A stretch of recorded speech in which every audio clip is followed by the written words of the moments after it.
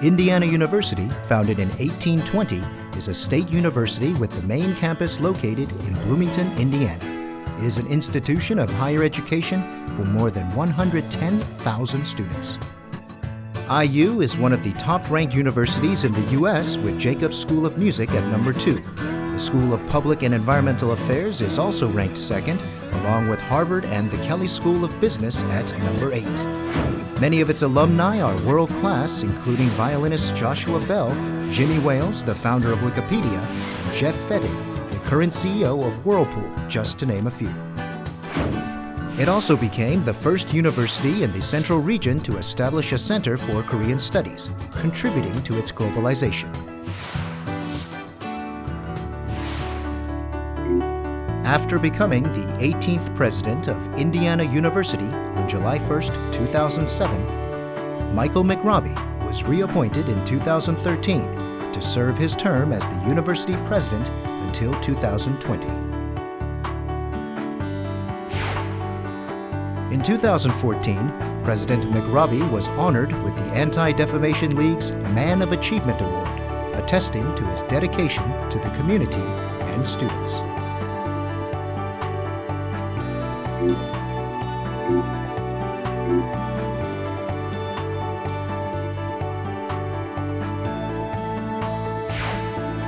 Meet Michael McRobbie, a lifelong educator and mentor devoted to globalizing Indiana University on the INNERview.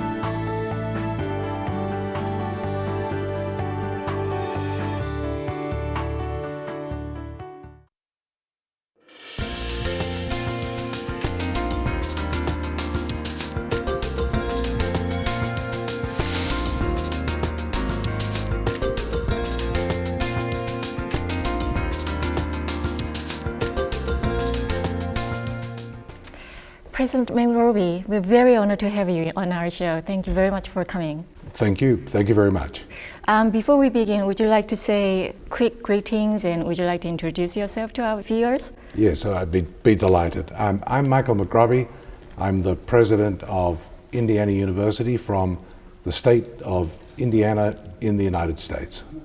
Wonderful. Would you like to briefly introduce your company?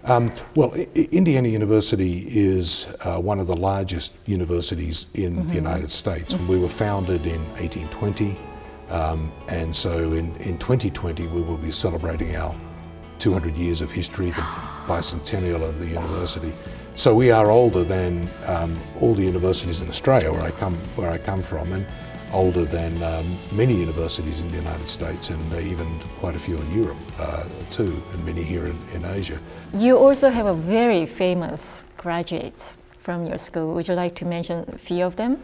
We haven't had a president in the United States recently, but we had a vice president a number of years ago. Dan Quayle was one of our alumni. The present governor, Mike Pence of the state of Indiana, is one of our alumni. The previous Secretary of Defense, Robert Gates, very, I think, regarded as one of the best recent Secretaries of Defense. He was one of our alumni.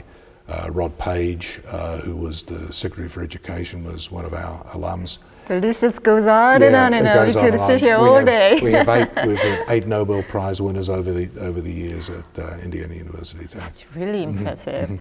Since you must feel sense of responsibility and kind of a burden in order to run such a prestigious university in the US. Certainly not a burden. Certainly not a burden. It's a pleasure. but it is big responsibility. It is a very extensive responsibility too, to be in charge of a university that is educating that many students, and we have a budget of about $3 billion, so it's US dollars. So it's a very large enterprise financially, and we are subject to all kinds of financial pressures and so on. It's exactly like CEO running the company. It is, yeah. It's exactly what it is like, yeah. You're from Australia, but in order to be the president of Indiana, did you have to change the citizenship, or? No, not to become the president, but I did eventually change my citizenships. Oh, so I see. actually, I have dual citizenship. So I'm a dual American and Australian citizen. I see. And since you became the president, is it true that you recruit the foreigners more and more so that you could create more globalized atmosphere? It hasn't been. I haven't set out specifically to recruit foreigners. What I have set out to do is to recruit people who have got international experience. Oh, I see. And that to me is More very important. Yeah. And so we do have a number of our deans are foreign born, though the majority are Americans. But certainly all the recent deans and vice presidents are people with very extensive international experience, and that's really important. I think to our continuing future as one of the most international universities in the United States. It's not common in United States to have foreigner taking over their universities, is it?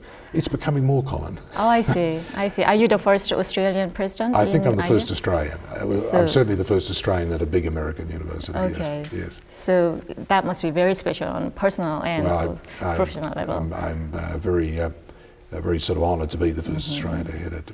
But for example, just yesterday it was announced that the new president of New York University is the previous president of Oxford University in the United Kingdom, and he's British. So there's another person from overseas who's going to a large American university.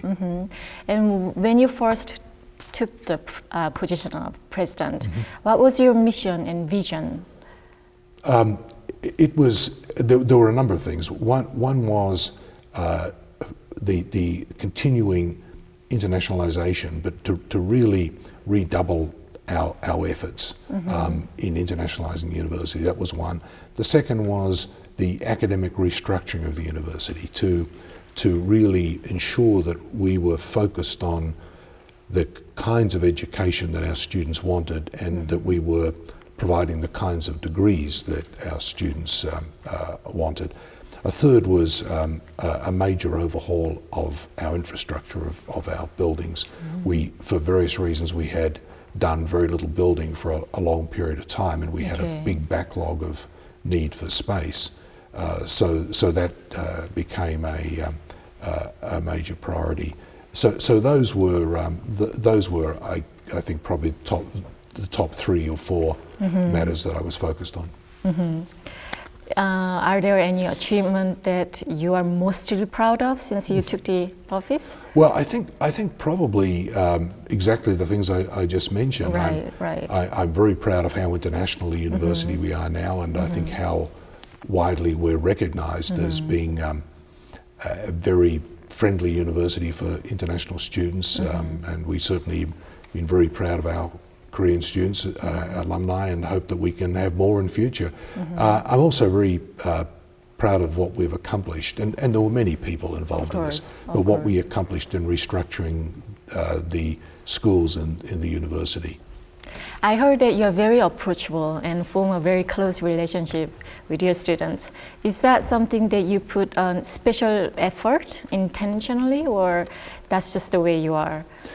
Well, my approach to students really is to treat them like adults, and just assume that they are adults, and to give them tasks or to require of them the kinds of things that one would require of adults. And I think on the whole, students really welcome being treated that way. And in our university, the student groups that I work with, and I have a group of student advisors who every semester generate reports for me on numerous parts of the university and numerous issues and what have you. The quality of the work they do is outstanding, and I think that just demonstrates that if you just treat young adults as adults, they will perform accordingly. Do you have any special memories of a certain student or incident that involves the student? We've had some remarkable students. I know we had a Zimbabwean student who got a Rhodes Scholarship and was also a great hockey player. We have, in fact, she accompanied us on one of our recent trips. We have a American Muslim student who accompanies us on our trips to the Middle East, and she's obviously at a very interesting position of both being raised in America but being a Muslim student and then straddling both worlds. And she was the top student in Indiana University when she graduated. So she's an immensely accomplished young woman, and so you keep meeting these young people who take on both some major area of study and then a whole range of other activities outside the university, and do them all with ease and accomplish them all with ease. And to me, I think as an American, these are the kinds of students who really are going to be the leaders of the country and the leaders of business and government and industry in the future, and of higher education for that matter too. Students nowadays are very different from when you were a student. What's the thoughts that you have on them when you see them being alive and different? I think students, of course, the dominant factor in their lives these days is social media and electronic media, and that, of course, didn't exist in my day, and even email didn't exist in my day when I was a student. But these days, students are completely connected with each other all the time, and with what's going on with their peer groups and so on. But one of the things that does concern me is that I think that can make students very insular. In fact, this is a broader problem about the internet, that people just work within what they say, they call in English the echo chamber. That is where they're just getting the opinions they want to hear from their friends and others around them and so on. And I think at a university, one of the things that we have to do is challenge our students to get outside their echo chambers, to actually be really pushed and confronted with new ideas and be forced to defend their views, and also at the same time to be able to work out how to accomplish tasks in situations where there are other people who've got divergent views and so on. And so I think that's one very important non-educational part, something you don't teach necessarily in the classroom, but comes through the socialization process of being a student at a university. So that's one thing. And then related to that, and I've already mentioned this 3 or 4 times, I think that one of the most important things for our students is that a lot of them have a very poor sense of the rest of the world outside the United States, speaking for our students. And I really think one of the most important things that we have to do as part of an Indiana University education is provide that international dimension to our students' education, to actually teach them about what's going on in the rest of the world, and you know, for example, to help them better understand what's happening in Asia and in your country, in Korea. As I was doing research on you, I found something very interesting. You were one of the 10 most popular university presidents in America. Wow. In 2012, how does that make you feel? Well, it was a great surprise when that piece came out. But it's again a great honour to have that kind of recognition, and I was very pleased. But on that same year, you did something amazing to help the students. and reduce their stress about high tuition fee. You reduce the rate of student loans.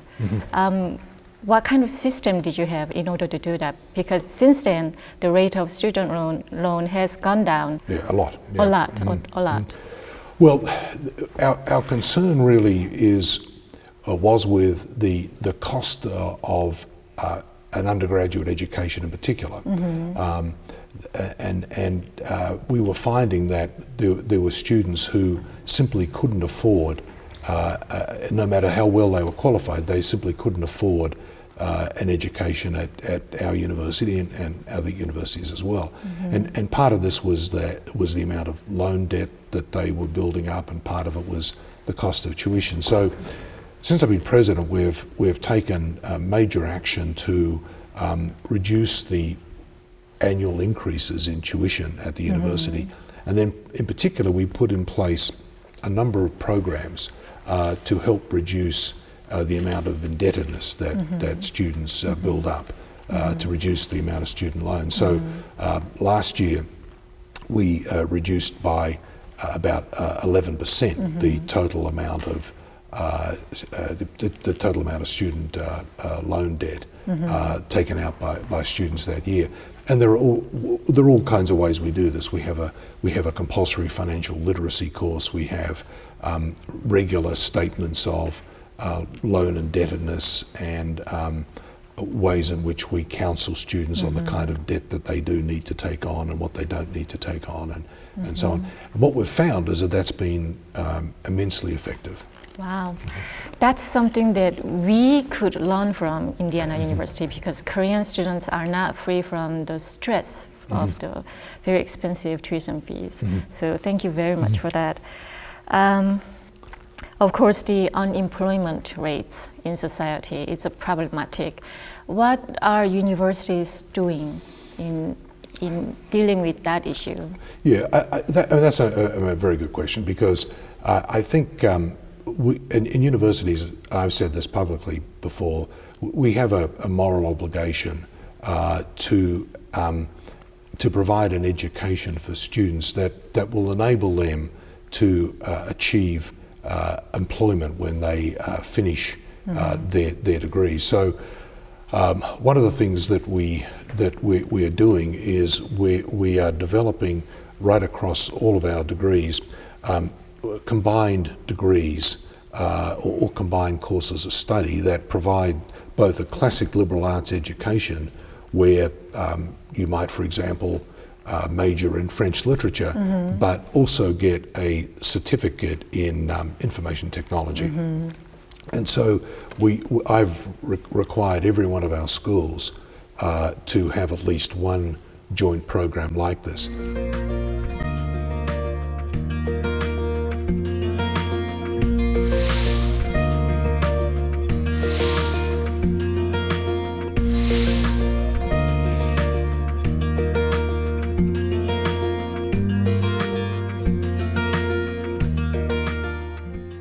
President Obama has mentioned about Korean education on numerous speeches. In South Korea, teachers are known as nation builders. He really seems to think that Korea is walking through the right path. But as a Korean, looking into our own system of education, we have our own share of problems, own share of difficult issues to deal with. Do you agree with President Obama? Well, I think that there is much that is very admirable about the Korean secondary system of education, I think is what you're referring to in particular. The achievement rates of Korean high school students, I think, are the best in the world, or among the best in the world. And of course, in the United States, our achievement rates are still very good, but they have fallen. And I think there is national concern in the United States that those achievement rates need to improve again. Then has there been any changes regarding this issue, policy-wise? In the United States, secondary education is controlled by individual states. So all 50 states many of them quite similar, but they're controlled by the state. So the federal government has very little control over what happens in high school and the curriculum in high school. And states vary from state to state as how rigorous they are in issues of high school completion and the curriculum and so on. What type of education that is should you educate students more broadly and emphasize creativity and analytical skills, or should you focus very much on what's called rote learning and the ability to sort of memorize and repeat large amounts of information and so on, and that's been a debate that's gone on a very long time, and I'm aware that that's a debate that's happening in Korea as well. Very true. So, what initially triggered your interest in Korea? Well, as president, it was, well, actually going back even further. Yes. I first visited Korea in 1990. 1990. Yeah, so 25 years ago. Wow. And it was a very different place then. Very Seoul different. was still a huge city, but it was a very different place. Yes. And my interest at that time was I'm a computer scientist, I'm a technologist, and we were holding a very large international conference, in fact the major conference in artificial intelligence in the world in Sydney, Australia. And there had been very little Asian participation in these conferences, which were held every 2 years. So we wanted to make a special effort to attract Asian computer scientists to attend this conference to try to establish better relationships with them. As I said, I was still living in Australia at the time. So I did a tour of first Japan and then Korea, then Taiwan, and then Hong Kong, to visiting, in fact on that trip I visited SNU. That trip. Life is a full circle. That's right, that's right. And I met with computer scientists in all those countries, key people, some of whom I knew of but hadn't met, really encouraging them to participate in this conference and so on. And so we ended up getting quite good participation from those countries and from Korea in particular. So that was my first experience. I thought maybe you had a major crush on some Korean girl when you were younger, but it was more gradual process. It was based on scientific matters, yes. What aspect of Korean education are you most interested in? Science or? I think it's a very good question. I think that what we're most interested in is really what I think of as modern Korea. What the changes that have happened. I mean, just a situation where a country, about 60 years ago, was completely devastated, utterly devastated by war, and in 60 years to have gone from that to where you are today is a remarkable, really a remarkable story. But there's a real vibrancy about modern Korean society, and there's also extraordinary powerful competitive forces, and I think in particular of Samsung. I mean, 20 years ago, no one would have believed that Samsung would have actually exceeded Sony in terms of being the #1 consumer electronics company, and then your car manufacturing companies, Hyundai and Kia. I mean, to become now a prestige brand as rapidly as that is a remarkable story. Wonderful. I know very well that this isn't your first time visit to Korea, is it? No. You've been here many times. I've been here many times. Yes. How often do you make trip to Korea? Since I've been president of Indiana University, which was in 2007, I've been here probably every 2 years. Oh, I see. Roughly, yeah. And during those stays, do you get to do anything for pleasure, or is it just in and out, quick business trip? On those trips, I've had some opportunity to visit art galleries and museums, some magnificent museums and art galleries, and to travel around just a little. But usually most of the trip is business. So what brings you here this time to Korea? Well, we are working on both establishing new relationships and also continuing to enhance and expand the relationships that we already have with a number of your very fine universities in this country. I should say that Korea is one of the most important countries to us because it has one of the largest numbers of alumni, active alumni. At the moment, the Korean student body is one of the largest at Indiana University, and we have here a chapter of our Alumni Association, which is one of the most active, probably the most active chapter of our Alumni Association anywhere in the world. Wow, I think it's quite sweet that you keep in touch with your former graduates like that and keep an eye on them. It's very sweet. Just a few days ago, you were here in this theater. Yes.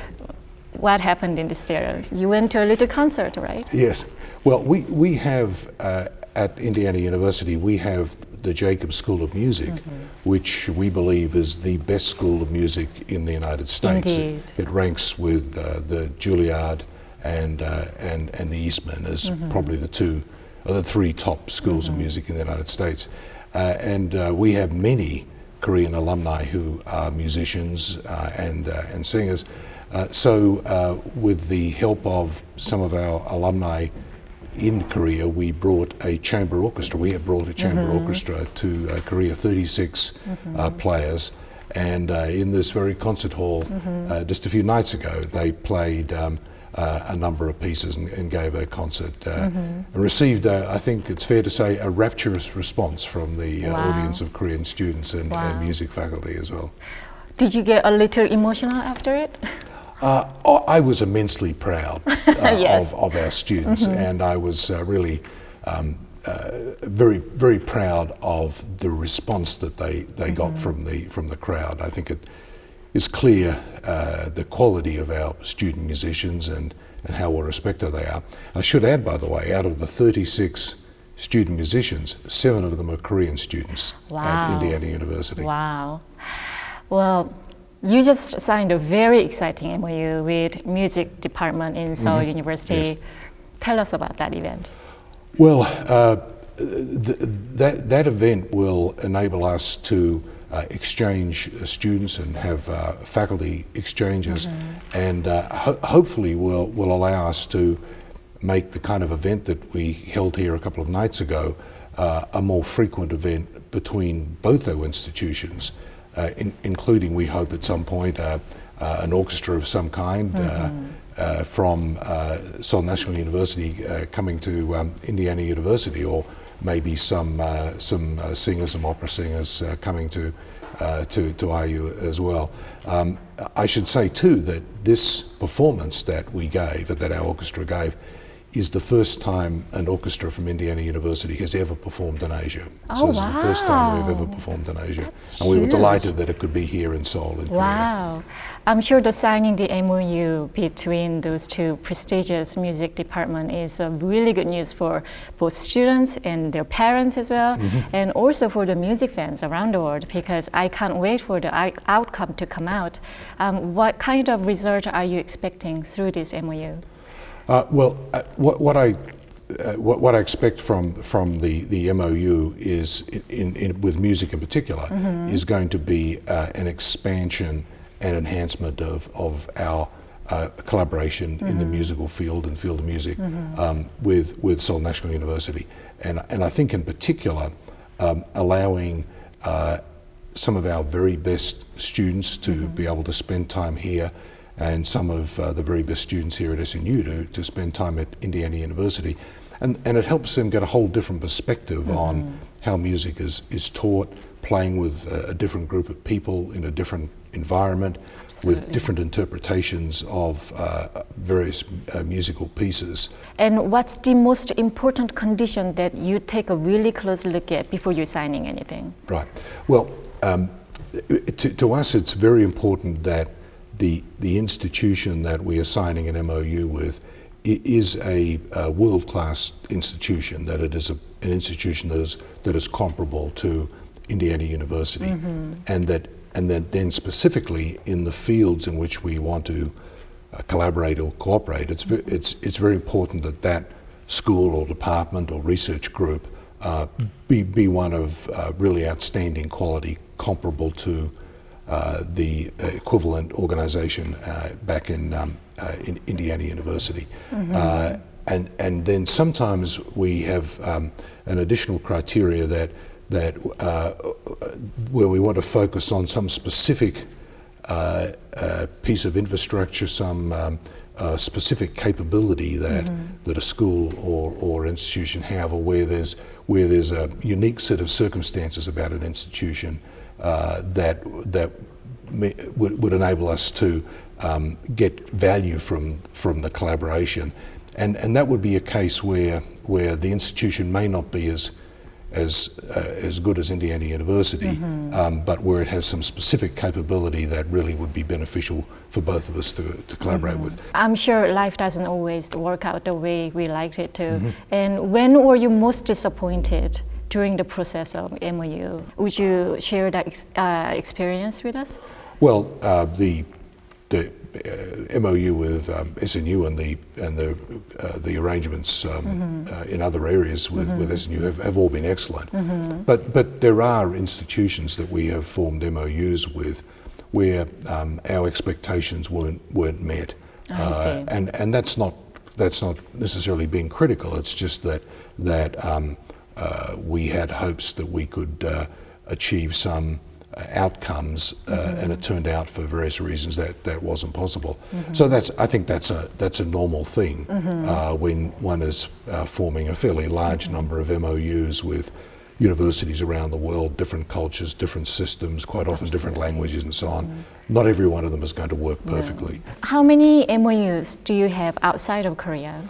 Altogether? Altogether, we really have two types of MOUs, major MOUs, and then what we think of as being secondary MOUs, which are really individual schools connecting. But at the level of major MOUs, we have less than 100.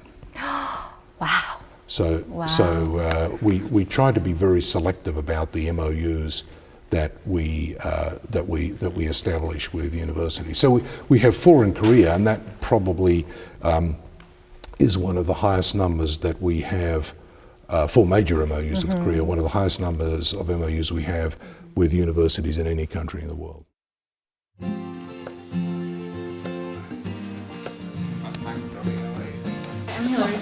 Hi, Michael McRobbie. Nice to meet you. In March 2015, President McRobbie paid a visit to Korea to consolidate the ties between IU and Korean universities. Through this Memorandum of Understanding, Seoul National University College of Music and Jacobs School of Music of Indiana University will initiate close collaborations and exchanges in education, research, and performances. Thank you very much. Thank you very much.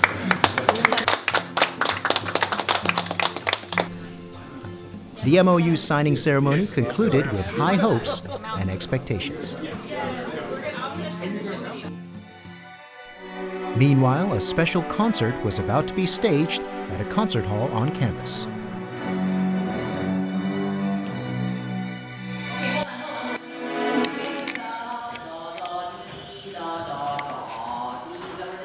Okay, we're almost there. One more time to sing. You understand it? They were the members of the chamber orchestra from IU's Jacobs School of Music, which is regarded as one of the world's top music conservatories. To be traveling across an ocean to play concerts immediately makes any organization, musical organization, feel a tremendous responsibility for representing wherever they're from. In our case, it's a big opportunity to show what kind of artistic training is going on at the Indiana University. And to come as representatives of that school puts a great deal of not only responsibility, but a great sense of pride for us to be the ones representing the school. The proud ambassadors of Indiana University were ready to demonstrate their exceptional talent, and they even prepared a traditional Korean song for the encore performance. And it was something that I wanted to do for, to recognize an important part of your culture. And one of our own student composers did this transcription for our string orchestra to play. There are many gifted Korean students at Jacob's School of Music, and they also performed with the orchestra at the concert. 대한민국과 미국의 그런 음악 교육에 있어서 그게 뭔가 음악적인 교육의 교류가 이루어지는 지금 순간 그런 성장이 이렇게 뭐랄까 증명되는 순간 같이 저에겐 느껴져서 굉장히 그게 크게 의미 있게 느껴지고 오늘 연주 굉장히 기대가 됩니다.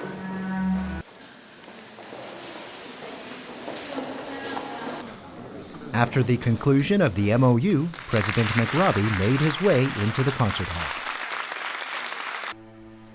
The performers and the audience became one through music.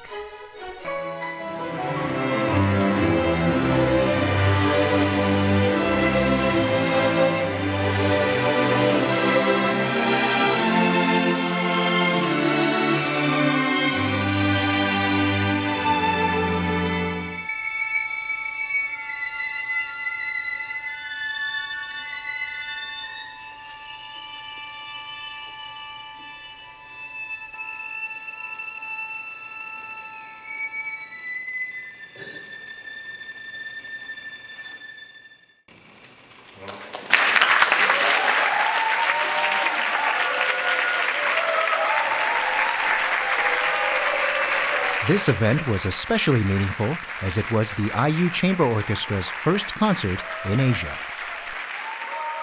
Well, I thought the performance was really excellent, actually. Particularly impressive given that our student musicians were pretty much straight off a plane. First time ever that we have sent an orchestra to Asia, and I hope we can do it again. And I'm delighted that that the first time that an IU orchestra came to Asia, it's here to Korea, to Seoul National University. Indiana University is striving to nurture the global competency of its students by building strong ties with world-class universities around the globe. Its partnerships with Korean universities will most certainly benefit students from both countries.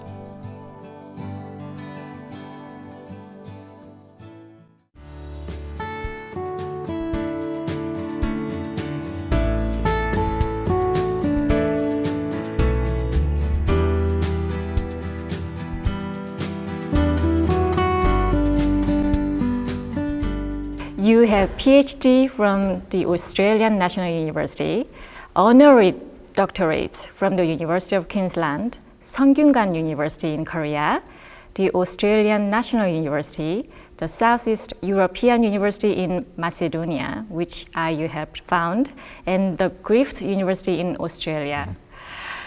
That's a mouthful. First of all, how does it make you feel to hear this?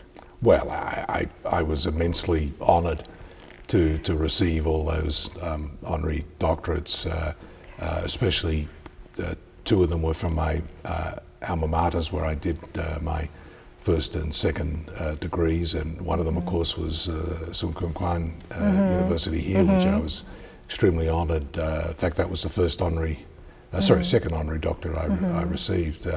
But I regard it as a recognition of things that I've accomplished in my career, but at the end of the day, it's just a really great honour, and I immensely appreciated those institutions recognizing me and thinking that what I've achieved in my career is worth recognizing in that way. Absolutely. And you also had an opportunity to experience diverse education system. Yes. First of all, what's a diverse education? I think what you're asking is I'm Australian by background, and so I did my 2 degrees in Australia in the Australian system, which is really the British system, which is quite different to the American system. And then I was a faculty member in Australia for 17 years before I moved to the United States about 19 years ago. So I worked in what I think of as the British system, and then of course I've worked for about the same period of time in the American system, and so I've got a very good sense of of the pluses and minuses and the strengths and weaknesses of both. And I think that's probably helped me at Indiana University to really focus on the most important aspects of that system and to use those to make progress at the institution, while at the same time also learning from, I think, some of the more positive aspects of the British Australian system as well. What particular aspect of education were you interested in? I had very varied interests, and I was interested in a whole range of different areas. But I eventually ended up, my interests were mathematical and philosophical, and I ended up with a degree with a major in actually the field of logic. But the field of logic has the relationship to computer science that that the calculus has to physics.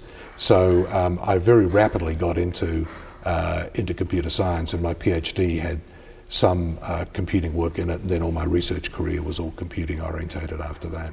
What were you like in college? Did you ever go out dancing and party all night? Ever? Well, you know, I was a child of the '60s, and so those were very volatile times. Okay. No, I thoroughly enjoyed my undergraduate university experience, and I'm very glad that I did use that opportunity to explore a whole range of different areas of study. It gave me interests that are very, very broad. And one of the things I love about being in a university is the sheer diversity of extraordinarily interesting and important work that is taking place right across the board in every part of the university. What was popular department back then is quite different than what's popular now. What's the academic trend, do you think? Classical liberal arts education, that is an education that provides students with breadth so that they have some sense of the full range of human knowledge, but also provides them with depth in a number of different areas, and then provides them with, or develops in them, critical skills and analytical skills, so that they are capable of, when they leave the university, no matter what context they are working in, to be able to address problems and work out how to solve problems using the knowledge that they have developed and learned at the university.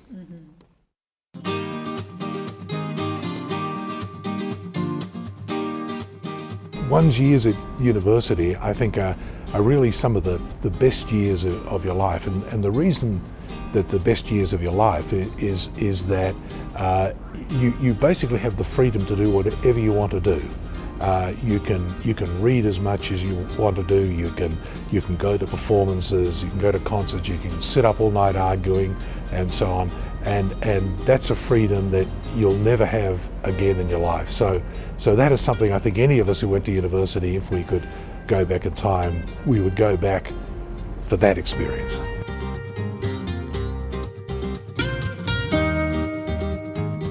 Well, we have every year a completely student-managed, student-organised event that raises money for very sick children in our children's hospital. We have the only major children's hospital in Indiana. So every year our students run what they call a dance marathon.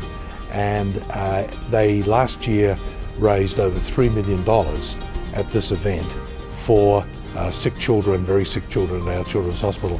And I was just immensely proud of our students. They dance non-stop for 40 hours, and then people support them and give them money. So the commitment of our students to the welfare of sick children in Indiana is something that makes me immensely proud, and is immensely moving as well.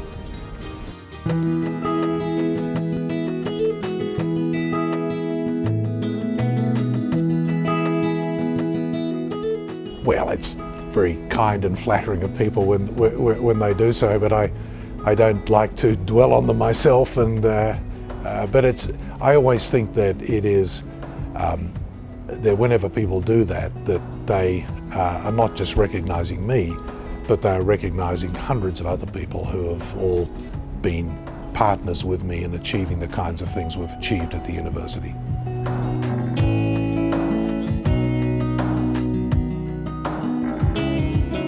The major concern that any university president has is how to maintain quality, how to continue to be competitive for the very best faculty, how to ensure that the faculty do the best possible research, and then how do we ensure that we are providing the best possible education for the students that come to our university.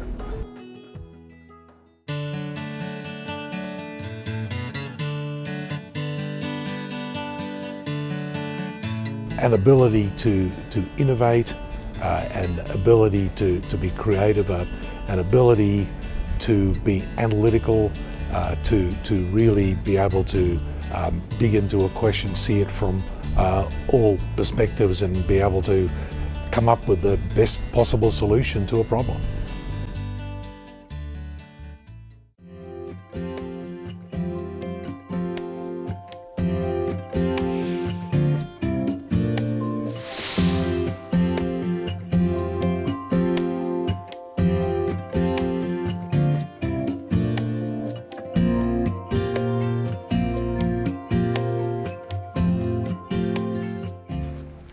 You are continuously taking new challenges on yourself, which sets a really good example to your students as a mentor.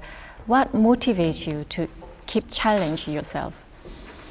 Well, I think the main motivation is the requirements of my job, my position, that is to strive to continue to make the university a better place, to improve it constantly, improve every aspect of it, to put all those components together in a kind of a structured, orderly way that enables us to achieve our goals more effectively and more efficiently.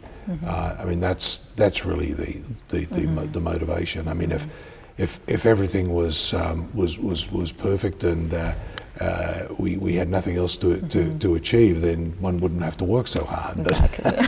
But there are so many matters that, and academia, universities are places that are extremely competitive. That is, people are always coming up with new ideas. Quite often these are really driven by research that people are doing. A new perspective on something, there's a new discovery, a new innovation, and so on, and that always challenges you to change and adapt to those new opportunities, and where you yourself, or where our university is the producer of those innovations and inventions and so on. The goal there is how best we can use those to make our own institution better as well. What's the next exciting project for Indiana University? Oh, well, I think that I mentioned the international issues before. We will be opening a major new building that will house our new School of Global and International Studies in about a couple of months. And this is a huge, massive building on the campus that will bring together all of the language programs that I mentioned before, all of our international studies programs. And I think that it will really be a beacon demonstrating our commitment to the importance of international studies and really solidifying our reputation as one of the most international universities in the United States. Thank you very much, President McRobbie, for sharing your wisdom with us. It's been a very enlightening experience. Before we go, would you like to say a few words to our viewers? Oh, well, I just wanted to say that I'm delighted to be back in Korea. I'm very honored that we could bring one of our very fine orchestras here, student orchestras, to perform for people in a variety of venues here. We are immensely proud of our Korean alumni, now about 3,000, and in particular of our alumni chapter here in Seoul and all that they do. And we certainly hope that we'll see more Korean students at Indiana University in future, and that our relationship with Korea and its very fine universities will continue to develop and deepen in future years. Thank you very much for that. Thank you very much. Thank you. It's been an honor. A pleasure. Thank you.